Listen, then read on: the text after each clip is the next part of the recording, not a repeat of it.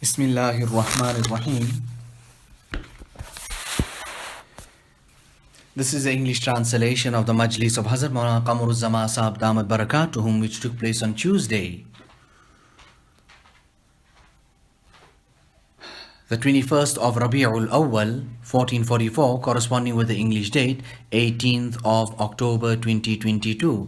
This Majlis took place after the Ishraaq Salat at the residence of Hazrat Wala in Wasiabad, Allahabad, UP, India. Hazrat Wala starts off this particular discourse by quoting the ayat of the Quran Majid, Allahu la ilaha illahu al-hayyul qayyum. Thereafter, Hazrat Wala goes on to say that the seventh point, ilmuka bi annaka fi diyafatillah, that you know well that you are in the care, rather you are the guest of Allah subhanahu wa ta'ala. And all of this why? Because the dunya is the house of Allah subhanahu wa ta'ala, and you have come into this dunya. And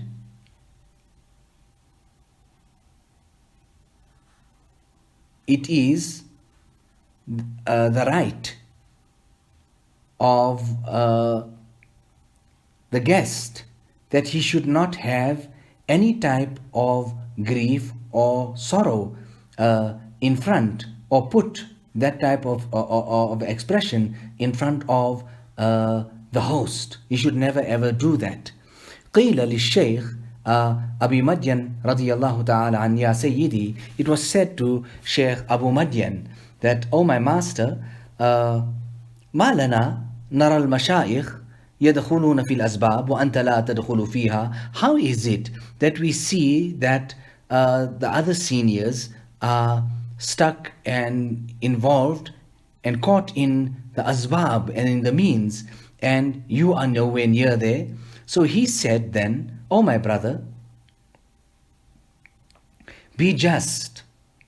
Insifuna. Ad-dunya darullah, that the dunya is the house of Allah subhanahu wa ta'ala, and we are the guests of Allah in it. Because Rasulullah sallallahu alayhi wasallam has mentioned, ad-diyafatu thalathatu ayyam, that hospitality is for 3 days. فَلَنَا عِنْدَ اللَّهِ ثَلَاثَةُ أَيَّامٍ ضِيَافَةً. So for us in the court of Allah subhanahu wa ta'ala is that Allah ta'ala will host us and be hospitable to us for 3 days. And Allah ta'ala says, وَإِنَّ يَوْمًا عِنْدَ رَبِّكَ كَأَلْفِ سَنَةٍ مِمَّا تَعُدُّونَ, that one day in the court of Allah subhanahu wa ta'ala is 1,000 years from what you count. One day equals to 1,000 years. So what's the maths there? فَلَنَا عِنْدَ اللَّهِ ثَلَاثَةُ آلَافِ سَنَةٍ ضِيَافَةً. Then we will be the guest of Allah subhanahu wa ta'ala then for 3,000 years. Now what would be the span of our stay in this dunya from that 3,000 years? You calculate that. And after that, Allah subhanahu wa ta'ala, out of His grace, will complete the balance in the akhirat. And then after that, وَزَائِدٌ عَلَى ذَلِكَ الْخُلُودَ الدَّائِمِ, that da'iman abada, everlasting life of the year after, will take over then after that. Allahu Akbar. So khulud, this everlasting life of the akhirat, we need to have yaqeen in that.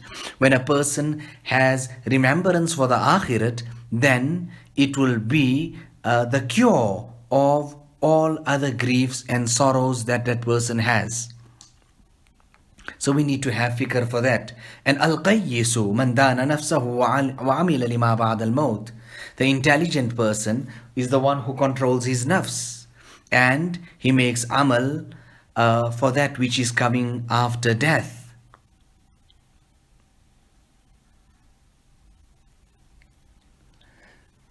The seventh point is that a person needs to see that how does Allah subhanahu wa ta'ala sustain and protects. How does he sustain and protect everything and all that lives?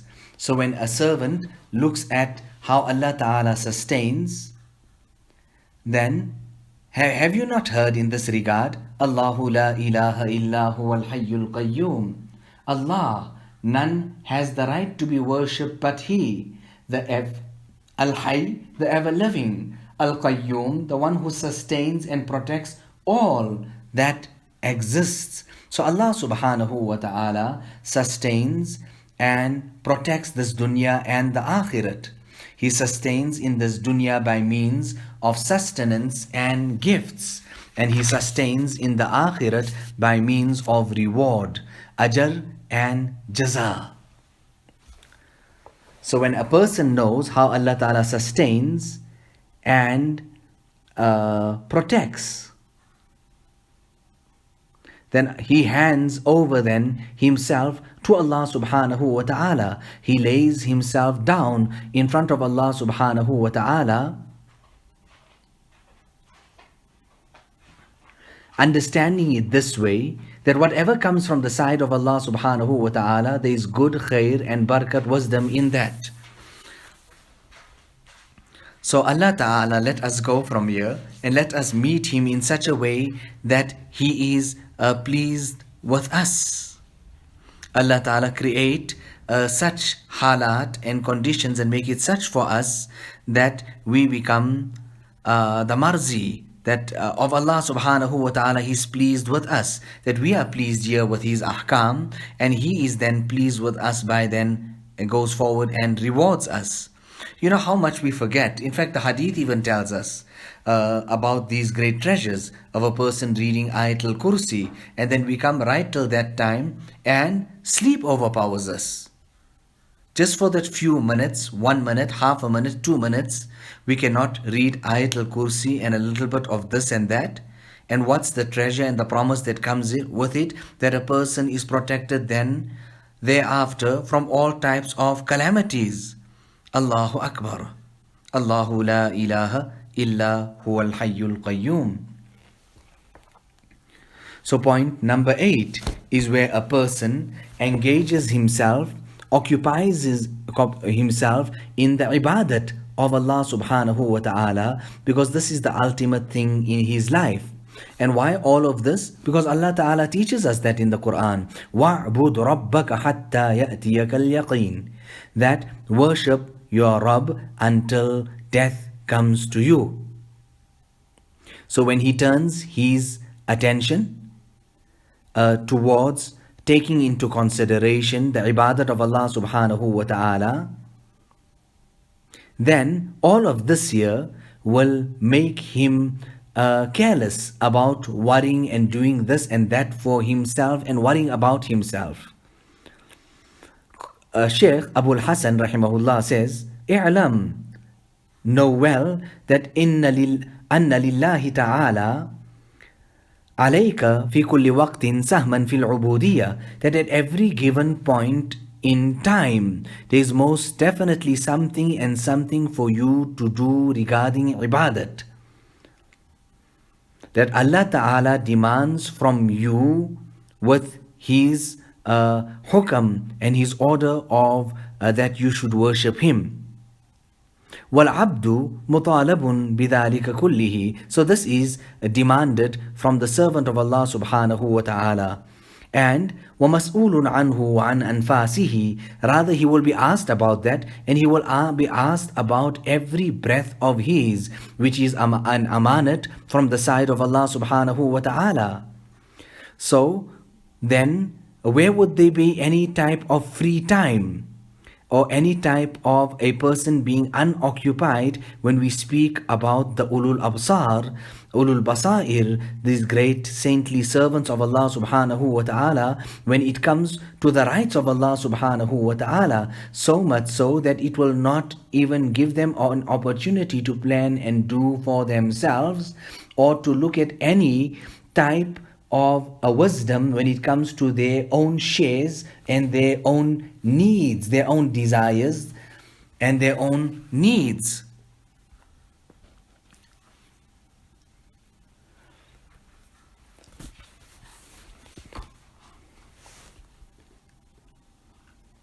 So no person can reach the grand favors of Allah subhanahu wa ta'ala except that he has to then forget himself and he has to exercise zuhud and abstinence in such a way that he is occupied with all those things which are most beloved to Allah subhanahu wa ta'ala.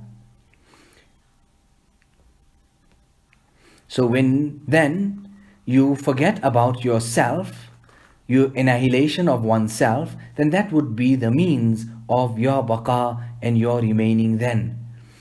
Therefore, Shaykh Abul Hasan then says, Ayyuha sha'iq, O the one who is so thirsty and enthusiastic for the path of salvation, lessen the gaze towards yourself, because if you want to open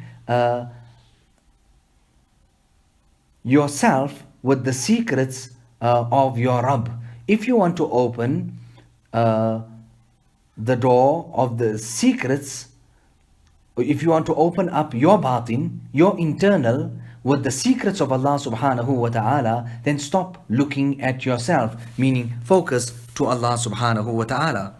Now Hazrat Gangohi will tell you now about his incident. He was sitting once and he had this attendants and people with him. Now the Shaykh is reading his letter and someone peeps and tries to see what's written, and his eyes fall on that absolute terrible language, rather vulgarity, etc. So he says to him, Hazrat, I'm watching you and how tolerant you are, and you swallow all of this. What a terrible letter this person has written. He says, listen, pick up that bag there and bring it. The attendant does that. He brings the bag and then he says, read this letter. And what's written in the letter? Kutubul Aqtab, Shaykhul Mashayikh, this title, that title, and the other title. And then Hazrat Gangohi goes on to say, Tilka bi tilka. Listen, this is for that and that is for this. It squinches up everything. Listen, I'm not deserving of such lofty and high praises like that. Neither am I deserving of such terrible words like this. Now, such a type of an i'tidal and a balance that was struck there. And what was all of this? It was nothing other than shukr and sabr. And for a person's entire life is lived between these two, a favorable condition and an unfavorable condition. And this is the tariq and this path to Allah subhanahu wa ta'ala. So these are internal aspects. Anybody can supersede the next person. It is something that is hidden within. Sometimes the son can supersede the father. The wife can supersede the husband. Now, and I'm going through this year, I never ever read these chapters out to you people. Now, I mean, we just got the news now of the wafat and demise, etc. And I opened this kitab. In fact, today I was thinking, what will I actually read? And then I said, let me pick up this kitab of Hazrat Tanvi, and something will then come out from there. And then how did we start off here? That this dunya is the house of Allah subhanahu wa ta'ala, where He is the host and you are the guest. Muhammadun basharun la kal bashari bal huwa yaqutun bain al hajari. And this is the barakat of these majalis. There was a sheikh, and in his majlis he sang the couplets of praise in praise of Rasulullah sallallahu alaihi wasallam. Muhammad is a human, but just not like any other human. Rather, he is an expensive, precious gem, jewel, pearl amongst all other pebbles. Allahu Akbar. He was informed, inspired by Allah subhanahu wa ta'ala. You and all those who heard that in the majlis, all of them had been forgiven. All of them had been forgiven.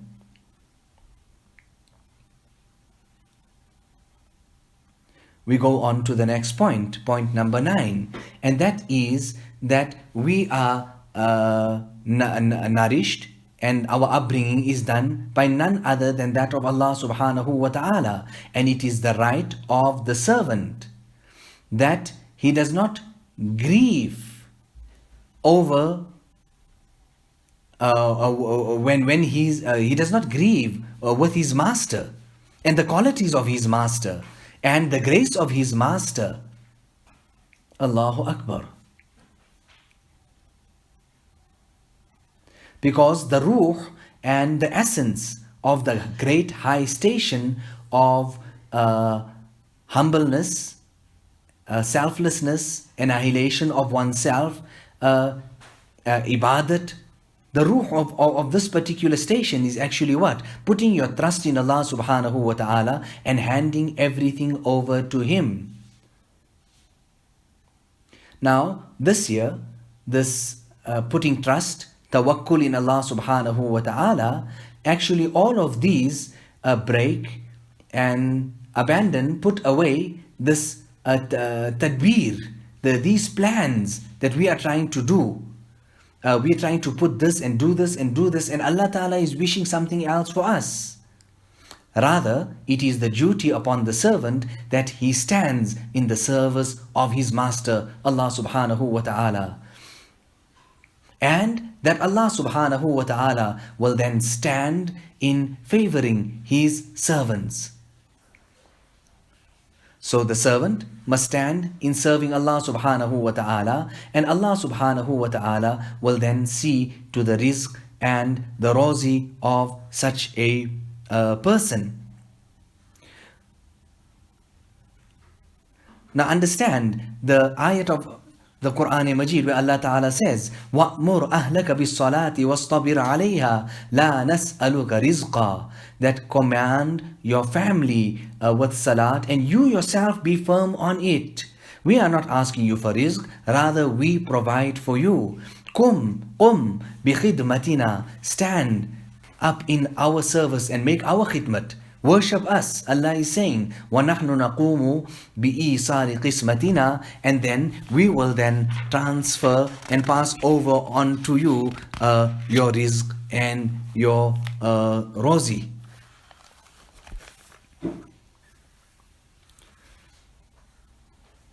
So, we learn the hadith of Nabi sallallahu alayhi wa sallam, أَكْثِرُوا ذِكْرَ هَازِمِ اللَّذَّاتِ, that speak abundantly or make mention thoroughly and a lot about the destroyer of desires, meaning death.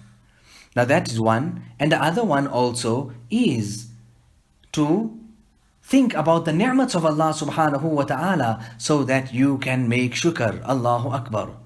So when we inhale, make shukr to Allah.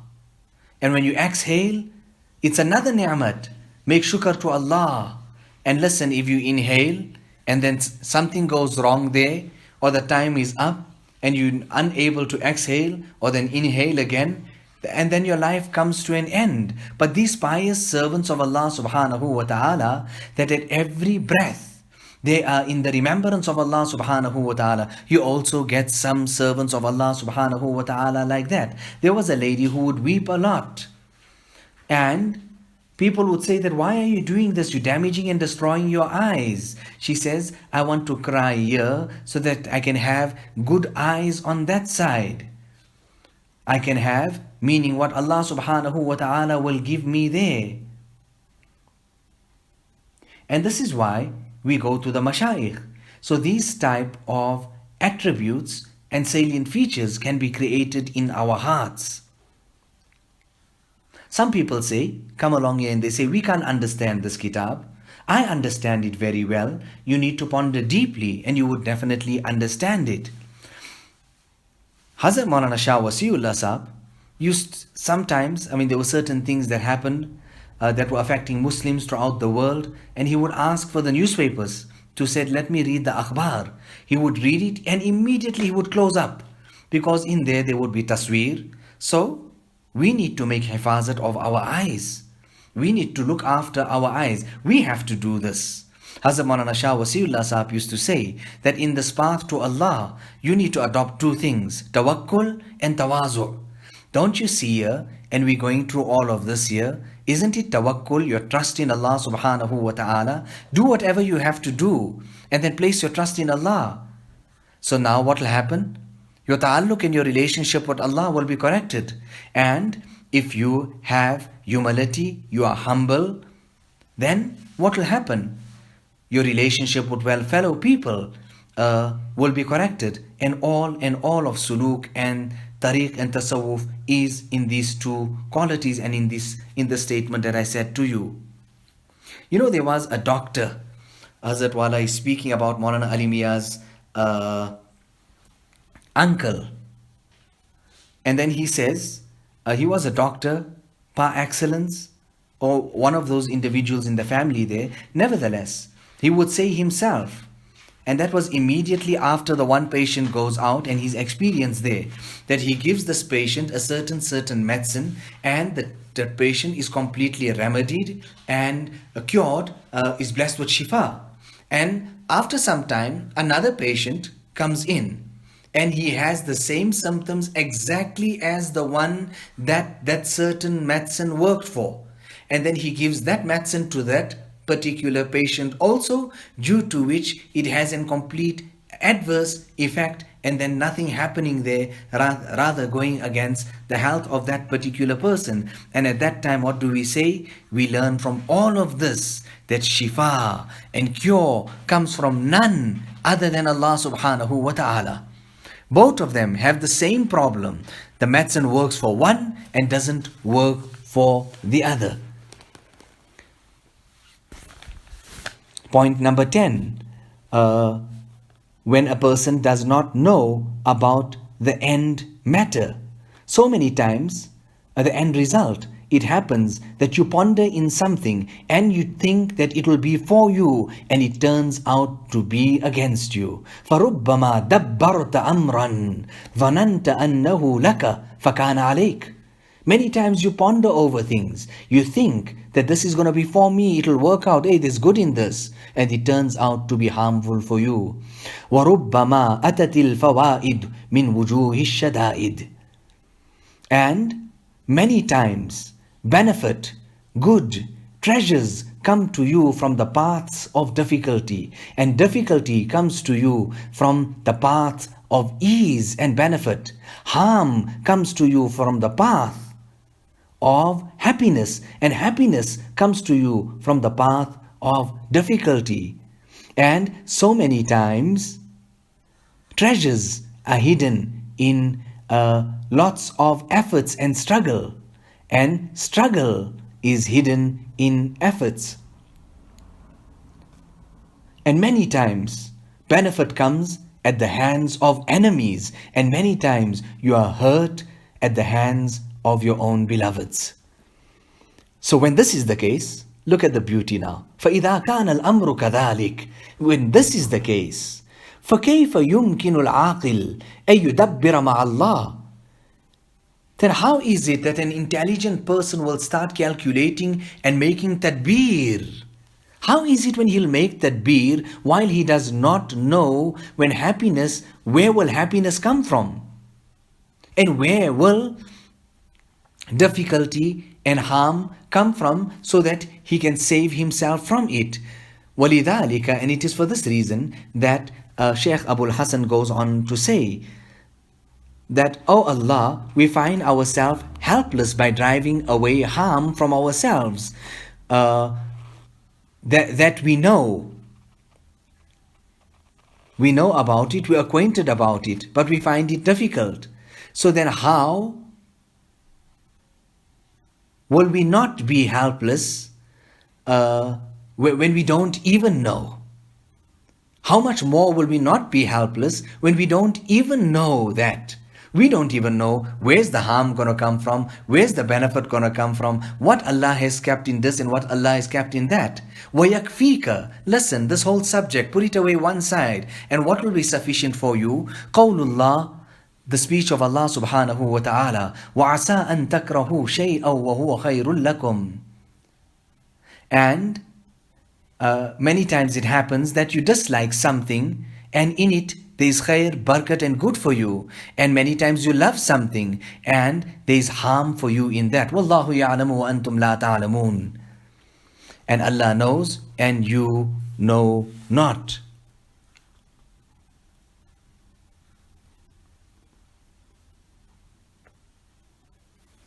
And many times you intend to do something, O servant, and Allah turns you away from it. And because of that, you are in grief in your heart. You are restricted, you are troubled until the end result of it opens to you. Now you realize that Allah subhanahu wa ta'ala saw for you with a good eye. Allah ta'ala chose something good for you in such a way that you did not know. And Allah Ta'ala saved you from that which you did not know. And how evil will that seeker of the path be who does not have a faham and an understanding like this here? And a servant of Allah Subhanahu wa Ta'ala who has no istislam, he doesn't hand himself over to Allah Subhanahu wa Ta'ala. You know, it is narrated regarding some of the people. Whatever the saintly people, whatever was said to him, he would say, there's khair in it. Whenever he was tested by anything or certain thing happened to him, he would say, khairatun. There's khair, there's barakat in it. So what happened one day was that a wolf came about into the yard and it ate his chicken. So now he was told about that. Hey, you know what? Look there, what happened here is blood here and your chicken is gone. So he says there's khair in that. Thereafter, his dog was knocked over and his dog passes away. So that's told to him. And then he says, oh, there's khair in that, khairatun. Thereafter, his donkey brays so loudly and screeches and passes away. He's told that and he says, khair, there's barakat, khair in it, there's only good in it. So his own family became so restricted with this type of talk by him, that by this type of his very vast type of character, that whatever, no matter what type of a difficulty is coming on them, one after the other, and he's saying, no, there's khair in it, khair in it. It so happened that some person came and he laid siege to the people of the village and he started attacking them. And he attacked everyone in the area there. Rather, he even killed. And no one was saved except this person here and his family.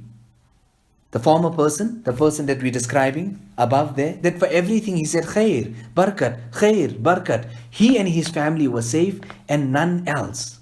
Now in the dead of the night, when these people come to attack, what do they see? What do they hear? They can't even see. They get their direction by the cock and the crow or the chicken, and with the barking of the dog and with the braying of the camel. But all of these, in his case, have all passed away. So the destruction of all these things, his chicken and his dog and his donkey, were all فَكَانَ هَلَاكُ هَذِهِ الْأَشْيَاءِ سَبَبًا لِنَجَاتِهِ. The destruction of all of this was the means of the salvation of him and his family. فَسُبْحَانَ الْمُدَبِّرِ الْحَكِيمِ. Glory be to Allah subhanahu wa ta'ala, the grand planner and the all-wise. And woe be to that person who cannot bear testimony to the grand planning of Allah subhanahu wa ta'ala except when the end result opens. because then he cannot fall into the people of the special category, the khusus, the khawas. He can't fall into their category because their category is that. The Ahlul Fahm, when they witness something of the tadbir of Allah subhanahu wa ta'ala, they give shahadat to that already before any end type of result can even come. Now all of this here can fall into different categories. One category is that the person holds good thoughts with Allah, he hands himself to Allah subhanahu wa ta'ala, that my Allah will only do good and my Allah is kind and compassionate. And then you have another category, is the person who has a good thought with Allah subhanahu wa ta'ala. In what way? That by me quarreling and this and that and the other is not going to drive anything away from what has been destined for me or what I'm going to get. That is another category. Another category is those people that entertain a good thought of Allah, looking at the hadith of Rasulullah sallallahu alaihi wasallam, that Allah is with that person who entertains a good thought of him. Ana inda zanni abdi bi. Therefore, they work on that level and try to put themselves in that bracket so that then Allah subhanahu wa ta'ala can treat them favorably in hopes of being treated in the same way. They have good thoughts of Allah, that Allah will treat them good and well.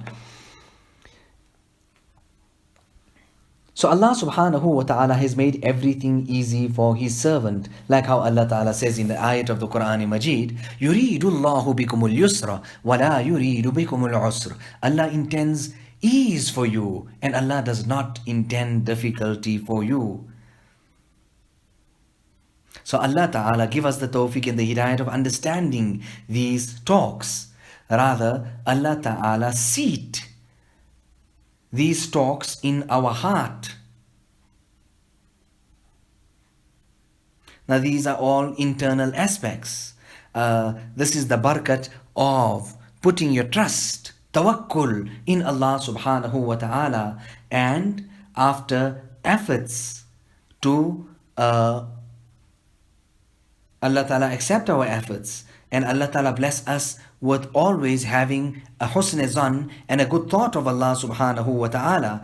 Oh Allah, we are in need of you at every given point in time and every moment. Antal ghani wa nahnu al-fuqara. Rabbana taqabbal minna innaka anta as-sami'ul alim wa tub alayna innaka anta at-tawwabur rahim. Bi hurmati sayyidin nabiyil kareem sallallahu alayhi wa sallam.